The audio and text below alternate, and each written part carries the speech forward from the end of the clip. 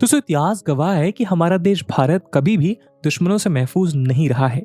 समय समय पर भारत ने कई दिशाओं से आने वाले दुश्मनों के हमलों का सामना किया है, फिर चाहे वो अलेक्जेंडर हो, तुर्क हो, मुगल हो या फिर यूरोपियन शक्तियां। हालांकि आजादी प्राप्त करने के बाद भारत एक सोवरेन कंट्री बन गया, जिसके चलते इस तरह के इन्वेजन्स और अटैक्स बंद हो गए। लेकिन इसके बावजूद भारत के दुश्मनों की संख्या कम नहीं हुई, क्योंकि हम पाकिस्तान और चाइना जैसे हॉस्टाइल कंट्रीज के इमीडिएट नेबर थे। पिछले 75 सालों में इन दोनों देशों के साथ हमारे युद्ध हुए, लेकिन बदलते समय के साथ युद्ध लड़ने का तरीका भी बदल गया है। अब दुश्मन सामने से हमला करने के बजाय देश को अंदर से दीमक की तरह खोखला करने की कोशिश कर रहा है, और इसी तरह के दुश्मनों से भारत की रक्षा करने का दायित्व भारत की सीक्रेट एजेंसीज के पास है, जिनमें सबसे प्रमुख है रॉ यानी रिसर्च एंड एनालिसिस विंग।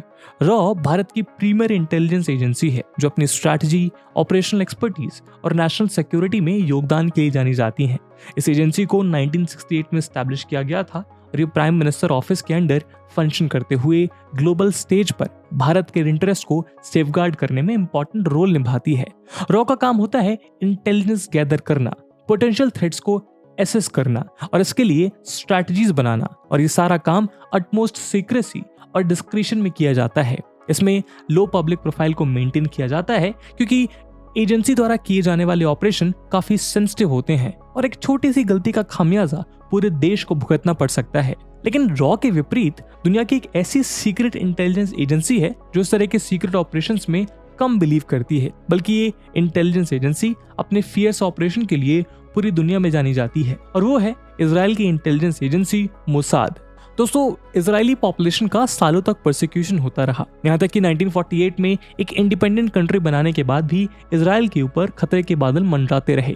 समय समय पर अलग अलग तरीकों से जूइश लोगों पर हमले जारी रहे, लेकिन इजराइल की सीक्रेट इंटेलिजेंस एजेंसी मोसाद ने ईंट का जवाब पत्थर से देने की तैयारी कर ली थी। अपनी इसी पॉलिसी के चलते मोसाद ने अपने दुश्मनों के खिलाफ बेहद डेडली ऑपरेशंस लॉन्च किए, चाहे वो 1972 में पैलेस्टीन के टेररिस्ट ग्रुप को खत्म करना हो या फिर 1981 में इराक के न्यूक्लियर रिएक्टर पर अटैक करना।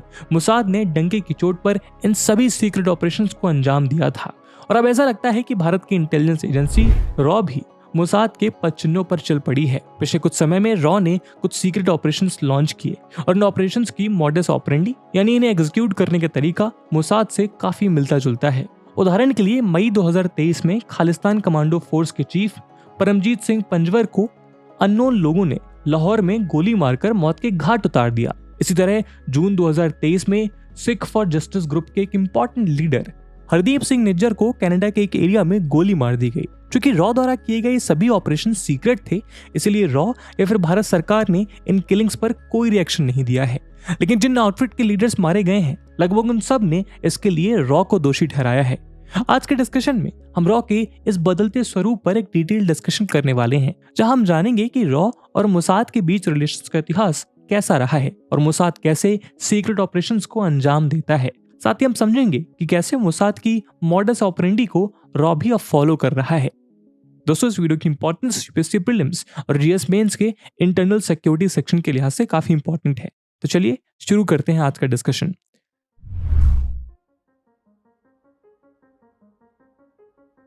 ईयर 1948 में इजराइल ने अपनी इंडिपेंडेंस डिक्लेयर की थी। उस समय इंडिया उन कंट्रीज में से आता था जिन्होंने सबसे पहले इजराइल को एक कंट्री की तरह रिकॉग्नाइज किया, लेकिन इसके बावजूद दोनों देशों के बीच डिप्लोमेटिक रिलेशंस तत्काल प्रभाव से एस्टैब्लिश नहीं हो पाए, और इसमें 44 साल का समय लग गया। ऐसा इसलिए क्योंकि इजराइल का अरब कंट्रीज के साथ पैलेस्टीन को लेकर विवाद चल रहा था, और उस समय की भारतीय सरकार का मानना था कि पैलेस्टीन के ऊपर अरब्स का अधिकार होना चाहिए। साथ ही इंडिया और अरब कंट्रीज के रिलेशंस पर कोई असर न पड़े, इसलिए भी भारत ने इजराइल का सपोर्ट नहीं किया। यहाँ तक कि इंडिया का सपोर्ट गैदर करने के लिए साइंटिस्ट एल्बर्ट आइंस्टीन ने इंडियन पीएम जवाहरलाल नेहरू से रिक्वेस्ट करते हुए 4 पेज का एक लेटर भी लिखा था, लेकिन उन्होंने इस रिक्वेस्ट को सिरे से नकार दिया। हालांकि कई सारी एसोसिएशंस जैसे हिंदू महासभा और आरएसएस खुलकर इजराइल का सपोर्ट कर रहे थे। इन सब के बीच भारत ने 1950 में इजराइल को रिकॉग्नाइज तो कर लिया, लेकिन अभी भी दोनों देशों के बीच रिलेशंस इनफॉर्मल ही रहे। 1968 में रॉ के फॉर्मेशन के बाद तब की Indian prime minister Indira Gandhi ने ये रियलाइज किया कि इंडिया और इजराइल के बीच इनफॉर्मल रिलेशंस को इंटेलिजेंस एजेंसीज के बीच के रिलेशन से कॉम्पनसेट किया जा सकता है। इसलिए इंदिरा गांधी के ऑर्डर्स पर रॉ के फर्स्ट चीफ रामेश्वर नाथ काउ ने रॉ और मोसाद के बीच रिलेशंस को कल्टीवेट करना शुरू किया। 1968 में ही रॉ चीफ काउ और मोसाद डायरेक्टर जनरल मीर अहमद की मीटिंग हुई और इंटेलिजेंस शेयरिंग के साथ साथ ज्वाइंट ऑपरेशंस में कोऑपरेशन को लेकर भी एग्रीमेंट हुआ। इसके बाद पैलेस्टीनियन टेररिस्ट को ट्रैक करना और मारना, वेपन्स और टेक्नोलॉजी का प्रोक्योरमेंट और इंटेलिजेंस शेयरिंग जैसे कोलैबोरेशंस दोनों एजेंसीज के बीच हुए। उदाहरण के तौर पर 1971 के इंडिया पाकिस्तान वॉर में इजराइल ने इंडिया का सपोर्ट किया था। कई रिपोर्ट्स ऐसा बताती हैं कि इजराइल ने सीक्रेटली इंडिया को वेपन्स भी सप्लाई किए थे।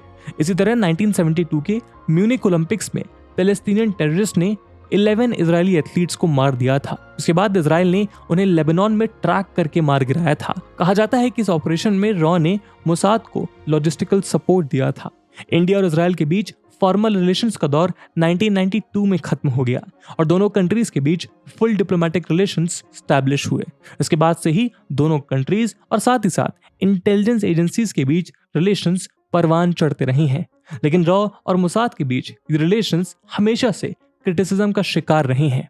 कुछ एक्सपर्ट्स का मानना है कि इंटेलिजेंस के लिए भारत इजराइल के ऊपर ओवर डिपेंडेंट होता जा रहा है, जो लॉन्गर रन में इंडिया के लिए नुकसानदायक साबित हो सकता है। वहीं दूसरे पक्ष का मानना है कि रॉ और मोसाद के बीच का ये रिलेशन काफी ज्यादा सीक्रेटिव है और ये बिल्कुल क्लियर नहीं है कि इससे इंडिया को क्या बेनिफिट्स मिल रहे हैं।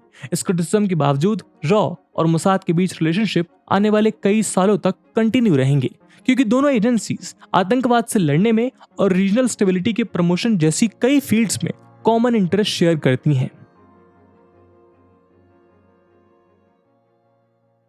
दोस्तों, मोसाद की मॉडस ऑपरेंडी एकदम अलग है और इसी वजह से मोसाद इतनी डेडली एजेंसी है। तो सवाल ये उठता है कि आखिर मोसाद ऑपरेट कैसे करती है और वो इतनी खतरनाक क्यों है। इस सवाल का जवाब डिकोड करने के लिए चलिए समझते हैं मोसाद के वर्किंग स्टाइल को, जिसमें मोसाद कुछ चीजों पर स्पेशल एम्फेसिस करता है। सबसे पहला है इंटेलिजेंस गैदरिंग, जिसमें एजेंसी बेहद एक्सपर्ट मानी जाती है। मोसाद द्वारा ह्यूमिंट यानी ह्यूमन इंटेलिजेंस, सिगिंट यानी सिग्नल्स इंटेलिजेंस और OSINT यानी ओपन सोर्स इंटेलिजेंस का इस्तेमाल करके इंफॉर्मेशन का कलेक्शन किया जाता है। मोसाद कोवर्ट यानी सीक्रेट ऑपरेशंस को कंडक्ट करने के लिए काफी रिनोन्ड है। इजरायली इंटरेस्ट को प्रोटेक्ट करने के लिए टारगेटेड असैसिनेशंस और सैबोटाज मिशंस जैसे कई कोवर्ट ऑपरेशंस को मोसाद अंजाम दे चुका है। मोसाद टेक्नोलॉजिकली काफी एडवांस है और अपने ऑपरेशंस में इनोवेशंस के लिए भी अच्छी रेपुटेशन रखता है। ये एजेंसी अक्सर अपने इंटेलिजेंस ऑपरेशंस को सपोर्ट और उनकी कैपेबिलिटी को एनहांस करने के लिए कटिंग एज टेक्नोलॉजी को डेवलप और यूटिलाइज करती है। मोसाद की ग्लोबल रीच भी जबरदस्त है और इस एजेंसी के पास पूरी दुनिया में एजेंट्स और एसेट्स का एक बहुत वास्ट नेटवर्क है। इस ग्लोबल रीच के चलते मोसाद डिफरेंट रीजन्स में थ्रेट और पोटेंशियल टारगेट्स को मॉनिटर कर पाती है, जो उसे ऑपरेशंस के लिए एक अपर हैंड देता है। इजरायली इंटेलिजेंस एजेंसी अपनी अप्रोच में एग्रेसिव होने के साथ साथ काफी सीक्रेसी से अपने ऑपरेशंस को परफॉर्म करती है। इसका फायदा ये होता है कि अगर इजरायली एजेंसी का कोई भी एक्शन पब्लिक या कंट्रोवर्शियल हो जाए तो इजरायली गवर्नमेंट के पास इस तरह के ऑपरेशन से खुद को दूर करने का ऑप्शन हमेशा खुला होता है। सिर्फ इतना ही नहीं, मोसाद का सबसे स्पेशल फीचर है दूसरी इंटेलिजेंस एजेंसीज के साथ कोऑर्डिनेशन और कोऑपरेशन। इन सभी अप्रोचेस का इस्तेमाल करके मोसाद ने कुछ बेहद खतरनाक और रेनोन्ड मिशंस को अंजाम दिया है। उदाहरण के लिए एडोल्फ ईचमैन नाम का एक नाजी वॉर क्रिमिनल हुआ करता था, जो होलोकास्ट के समय मिलियंस ऑफ ज्यूज की मौत के लिए रिस्पॉन्सिबल था। 1960 में मोसाद के एजेंट्स एडोल्फ ईचमैन को किडनैप करके इजराइल ले आए, जहां 1962 में उसे एग्जीक्यूट कर दिया गया। 1962 में मोसाद ने ऑपरेशन डेमोकल्स लॉन्च किया, जिसमें जर्मन साइंटिस्ट और टेक्नीशियंस को टारगेट किया गया था। ये सभी साइंटिस्ट फैक्ट्री 333 नाम की एक मिलिट्री साइट पर इजिप्ट के लिए रॉकेट्स बना रहे थे। पैलेस्टीनियन टेररिस्ट ने इजराइल के साथ चल रहे विवाद के चलते 1972 के म्यूनिक ओलंपिक्स में पार्ट लेने वाले 11 इजरायली एथलीट्स को मौत के घाट उतार दिया था। 1972 में इन टेररिस्ट के अगेंस्ट मोसाद ने operation Wrath of God launch किया और एक एक करके 17 टेररिस्ट को मार गिराया। 1981 में मोसाद के इंटेलिजेंस पर इजरायली एयरफोर्स ने इराक के अनफिनिश्ड न्यूक्लियर रिएक्टर को ऑपरेशन ओपेरा के अंडर एयर स्ट्राइक करके मिट्टी में मिला दिया। लेकिन सभी ऑपरेशंस में से रॉ के साथ मिलकर मोसाद ने सबसे इंपॉर्टेंट ऑपरेशन किया ईयर 1971 में, दरअसल कंबाइंड इंटेलिजेंस से ये पता लगाया गया था कि पाकिस्तान, चाइना और नॉर्थ कोरिया के बीच मिलिट्री रिलेशंस स्टैब्लिश हो रही हैं। ये बात तब और क्लियर हो गई जब Pakistani PM Zulfikar Ali Bhutto North Korea की विजिट पर गए और दोनों के बीच आर्म्स डील भी साइन हुई। ये डील 1971 वॉर से सिर्फ 10 हफ्ते पहले ही साइन हुई थी और मोसाद के इंटेलिजेंस ने इंडिया को इस बारे में पहले ही आगाह कर दिया था, जिसके चलते इंडिया ने इस वॉर में बड़ी जीत हासिल की और पाकिस्तानी आर्मी से इतिहास का सबसे बड़ा सरेंडर करवाया। दोस्तों, मोसाद की तरह ही रॉ भी पिछले कई सालों में अनगिनत सीक्रेट ऑपरेशंस में इन्वॉल्व रही है। हालांकि सभी सीक्रेट ऑपरेशंस के बारे में पब्लिक में इंफॉर्मेशन अवेलेबल नहीं है, लेकिन इसके बावजूद कुछ ऑपरेशंस ऐसे हैं जो डीक्लासिफाई हो गए हैं। 1974 में इंडिया ने अपना पहला न्यूक्लियर टेस्ट कंडक्ट किया और इस टेस्ट का नाम था ऑपरेशन स्माइलिंग बुद्धा। रॉ को जिम्मेदारी दी गई थी कि इस ऑपरेशन को सीक्रेटली पूरा किया जाए और ये काम रॉ ने बखूबी पूरा किया। इसके चलते 18 मई 1974 को इंडिया अपना पहला सक्सेसफुल न्यूक्लियर टेस्ट कंडक्ट कर पाया, जो हमारे न्यूक्लियर पावर्ड नेशन बनने की ओर पहला कदम था। मिड 1980s का दौर भारत के लिए एक डार्क पीरियड माना जाता है, क्योंकि इस समय खालिस्तानी मिलिटेंसी अपनी पीक पर थी। रॉ ने 2 काउंटर इंटेलिजेंस टीम्स बनाई, CITX और CITJ। CITX ने पाकिस्तान को टारगेट किया और CITJ ने खालिस्तानी ग्रुप्स को। कुछ ही समय में रॉ ने खालिस्तानी मिलिटेंट्स को पंजाब से बाहर खदेड़ दिया। खान रिसर्च लेबोरेटरी, जो पाकिस्तान की मेजर न्यूक्लियर वेपन लेबोरेटरी थी, उस पर भी रॉ ने आघात किया था, जो पाकिस्तान को एक न्यूक्लियर पावर मिलिट्री बनाना चाहती थी। कहूटा में चल रही इस फैसिलिटी के बारे में रॉ के इंटेलिजेंस ने पता लगा लिया था, जिसके बाद इंडियन पीएम मोरारजी देसाई ने खुद पाकिस्तानी प्रेसिडेंट जियाउल हक को कॉल करके इस एक्टिविटी को बंद करने की हिदायत दी थी। लेकिन मोरारजी देसाई की इस कॉल की वजह से पाकिस्तान में रहने वाले रॉ के सभी ऑफिसर्स को ट्रैक करके मार दिया गया था। 1988 में People's Liberation Organisation of Tamil Eelam के मेंबर्स ने मालदीव्स में हमला कर दिया। मालदीव्स प्रेसिडेंट की रिक्वेस्ट पर रॉ और इंडियन आर्म्ड फोर्सेस ने ऑपरेशन कैक्टस कैरी आउट किया और मालदीव्स में गवर्नमेंट रूल रिस्टोर किया। ये रॉ द्वारा कैरी आउट किए गए कुछ इंपॉर्टेंट डीक्लासिफाइड ऑपरेशंस थे। लेकिन रॉ की वर्किंग स्टाइल में सबसे इंपॉर्टेंट ऑपरेशंस थे स्नैच ऑपरेशंस, यानी किसी सस्पेक्ट को पकड़कर इंटेरोगेशन के लिए भारत लेकर आना। रॉ ने नेपाल, बांग्लादेश और दूसरे देशों में बहुत सारे सक्सेसफुल स्नैच ऑपरेशंस किए हैं। उदाहरण के लिए Bhupinder Singh of the Khalistan commando force, Lashkar militants Tariq Mahmood और अब्दुल करीम टुंडा, इंडियन मुजाहिदीन का फाउंडर लीडर यसिन भटकाल और 26/11 मुंबई टेरर अटैक्स का हैंडलर शेख अब्दुल ख्वाजा। लेकिन रॉ द्वारा किए जाने वाली स्नैच ऑपरेशंस अब एनकाउंटर ऑपरेशंस में बदल चुके हैं। इन्हें पकड़ के इंटेरोगेशन के बजाय रॉ ने अब इन्हें खत्म करना शुरू कर दिया है। पर ये ट्रांजिशन कब और कैसे हुई? रॉ के इस ट्रांजिशन की शुरुआत हुई 2022 में। पहला टारगेट था जहूर मिस्त्री। काठमांडू से भारत आने वाली इंडियन एयरलाइंस के जिस IC-814 प्लेन को हाईजैक करके अफगानिस्तान के कांधार ले जाया गया था, उन हाईजैकर्स में जहूर मिस्त्री भी शामिल था। मार्च 2022 में 2 अननोन बाइकर्स ने कराची में जहूर मिस्त्री को गोली मार दी। Second target Ripudaman Singh Malik. 23 जून 1985 को कनाडा से लंदन को जा रही एयर इंडिया की एक फ्लाइट को बॉम्ब से उड़ा दिया गया था। इस हमले में सभी 329 पैसेंजर्स की मौत हो गई थी। इस बॉम्बिंग के पीछे तलविंदर सिंह परमार नाम का एक मास्टरमाइंड था, जिसमें उसके साथ एक क्लोज एसोसिएट रिपुदमन सिंह मलिक भी शामिल था।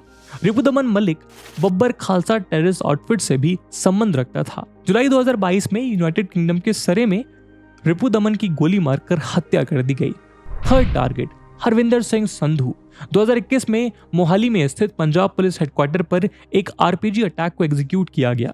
इस आरपीजी अटैक के लिए हरविंदर सिंह संधू रिस्पॉन्सिबल था।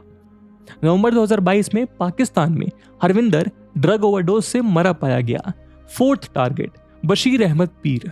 हिजबुल मुजाहिदीन कमांडर बशीर अहमद पीर को फरवरी 2023 में रावलपिंडी में गोली मार दी गई। फिफ्थ टारगेट सैयद खालिद रजा। अल बदर के कमांडर सैयद खालिद रजा को फरवरी 2023 में कराची में उसके घर के बाहर गोली मार दी गई। सबसे खास बात यह है कि इन सभी रिसेंट किलिंग ऑपरेशंस में मॉडस ऑपरेंडी एकदम सिमिलर है, यानी जिस प्रकार से मोसाद अपने दुश्मनों को सीक्रेटली मौत की घाट उतारती है, उसी प्रकार से रॉ भी अपने दुश्मनों को मार रही है। यही मॉडस ऑपरेंडी रिसेंटली कई सारे खालिस्तानी लीडर्स के खिलाफ भी इस्तेमाल की गई है। जैसे कि इसी लिस्ट में 6 टारगेट है परमजीत सिंह पंजवार। मई 2023 में खालिस्तान कमांडो फोर्स के लीडर परमजीत सिंह की लाहौर में बाइक पर सवार 2 अननोन लोगों ने दिन दहाड़े गोली मारकर हत्या कर दी। परमजीत सिंह लाहौर की सनफ्लावर सोसाइटी में रहता था और मॉर्निंग वॉक पर निकला था। आज तक उसे मारने वाले दोनों शूटर्स के बारे में कोई भी एजेंसी जानकारी इकट्ठा नहीं कर पाई है और उसके सपोर्टर्स का कहना है कि इसमें भारत की इंटेलिजेंस एजेंसी रॉ का हाथ है। इस लिस्ट का 7th टारगेट है हरदीप सिंह निज्जर। 18 जून 2023 को खालिस्तान टाइगर फोर्स का लीडर हरदीप सिंह निज्जर कनाडा के सरे में एक गुरुद्वारा की पार्किंग में था। वहां से वो अपने घर लौट रहा था जब उसे गोलियों से छलनी कर दिया गया। कनाडा के विश्व सिख संगठन ने हरदीप सिंह की डेथ में इंडियन इंटेलिजेंस एजेंसी पर आरोप लगाया। सिख संगठन ने यह भी कहा कि हरदीप सिंह निज्जर को पहले से ही डर था कि इंडियन इंटेलिजेंस एजेंसी उसे अपना निशाना बनाने वाली है और उसका डर एकदम सही साबित हुआ। 8th टारगेट अवतार सिंह खांडा। जून 2023 में ही खालिस्तान लीडर अमृतपाल सिंह के एक हैंडलर अवतार सिंह खांडा की भी डेथ हो गई है। अवतार सिंह खांडा टर्मिनल कैंसर से डायग्नोज हुआ था और ब्रिटेन के हॉस्पिटल में उसका इलाज चल रहा था, लेकिन ट्रीटमेंट के दौरान ही मिस्टीरियस सर्कमस्टेंसेस में उसकी डेथ हो गई। सबसे दिलचस्प बात यह है कि उसकी मौत का कारण पॉइजनिंग को बताया जा रहा है। सिर्फ इतना ही नहीं, 20 से ज्यादा खालिस्तानी टेररिस्ट को ढूंढा जा रहा है और ये सभी अंडरग्राउंड हो गए हैं। अर्शदीप सिंह AK अर्शदाला, गगनदीप सिंह, गोल्डी ब्रार, गुरपिंदर सिंह, सतवीर सिंह, चरणजीत सिंह और रमनदीप सिंह जैसे टेररिस्ट के खिलाफ लुकआउट नोटिस जारी कर दिए गए हैं। ये सभी terrorist Canada, US, Australia, UK और ग्रीस जैसी कंट्रीज में छुपे हुए हैं क्योंकि इन्हें भी अपनी मौत का डर सता रहा है और शायद इनका डर जल्दी सही साबित हो सकता है। रॉ भारत की नेशनल सिक्योरिटी के लिए एक क्रिटिकल पिलर बनकर खड़ा रहा है। रॉ ने टाइम के साथ अपने आप को इवॉल्व किया है और साथ ही कॉम्प्लेक्स ऑपरेशंस को एग्जीक्यूट करके, थ्रेट्स को काउंटर करके और पॉलिसी मेकर्स को क्रूशियल इनपुट्स देकर अपने आप को प्रूव भी किया है। टेररिज्म, साइबर थ्रेट्स और जियोपॉलिटिकल कॉम्प्लेक्सिटीज जैसे इमर्जिंग चैलेंजेस के लिए भी एजेंसी ने खुद को अडाप्ट किया है। लेकिन अब जिस तरह से रॉ ने अपने वर्किंग स्टाइल को पूरी तरह से ट्रांसफॉर्म कर दिया है, उसे देखते हुए ये कहना गलत नहीं होगा कि रॉ अब एक एग्रेसिव अप्रोच वाली एजेंसी बनने की ओर अग्रसर है। जाहिर तौर पर इस अप्रोच के कई सारे फायदे हैं क्योंकि इससे रैपिड रिस्पॉन्स और थ्रेट्स को प्रिवेंट करने जैसे काम तेजी के साथ किए जा सकते हैं, लेकिन इस अप्रोच के डिसएडवांटेजेस भी एग्जिस्ट करते हैं। उदाहरण के लिए इस अप्रोच के चलते एजेंसी को एक्सटेंसिव सर्विलेंस में एंगेज होना पड़ता है जो कई बार प्राइवेसी का इन्वेजन भी बन सकता है। साथ ही पावर बढ़ने पर एब्यूज और करप्शन की संभावनाएं भी बढ़ती हैं। डिप्लोमेटिक रिलेशंस पर भी असर पड़ सकता है और इंटरनेशनल कोऑपरेशन में भी कमी आ सकती है और इन सब रीजंस की वजह से रॉ कंट्रोवर्सीज ऑफ चैलेंजेस से भी घिरा रहेगा। इसलिए ये जरूरी है कि एग्रेसिव और डिफरेंशियल अप्रोच के बीच एक स्ट्राइकिंग बैलेंस को मेंटेन किया जाए। ये बात भी तय है कि आने वाले समय में जैसे दुनिया और भी इंटरकनेक्टेड होगी, वैसे ही रॉ का रोल और अधिक बढ़ता जाएगा और अडेप्टेशन, इनोवेशन और कोलैबोरेशन बढ़ने के साथ साथ ग्लोबल स्टेज पर इंडिया की पोजीशन को शेप करने में ये इंटेलिजेंस एजेंसी बेहद इंपॉर्टेंट रोल निभाने वाली है। और इसी उम्मीद के साथ आज की वीडियो को हम यहीं समाप्त करते हैं। इस पूरे मुद्दे पे आपका क्या ओपिनियन है, कमेंट सेक्शन में जरूर साझा करिएगा।